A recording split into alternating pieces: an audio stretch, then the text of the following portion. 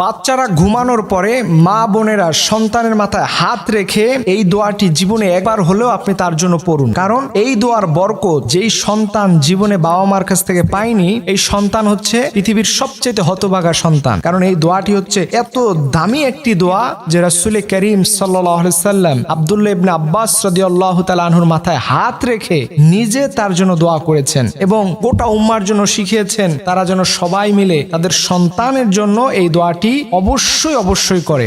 ভালো মানুষে সে পরিণত হবে এবং এর মাধ্যমে তার মাথার তার ব্রেন শক্তি, তার মেধা শক্তি এত বেশি বৃদ্ধি পাবে যে আপনি কল্পনাও করতে পারবেন না। এর জন্য রাসূল সাল্লাল্লাহু আলাইহি সাল্লাম আমাদেরকে শিখিয়েছেন যে অবশ্যই এই দোয়াটি তার মাথায় হাত রেখে ঘুমানোর পরে তোমরা পড়বে, আল্লাহুম্মা ফাক্কিহু ফিদ্দীন ওয়া আল্লিমহু তাউইলা। এই দোয়াটি আপনি আপনার সন্তানের মাথায় হাত রেখে জীবনে একবার হলে আপনার পড়া উচিত।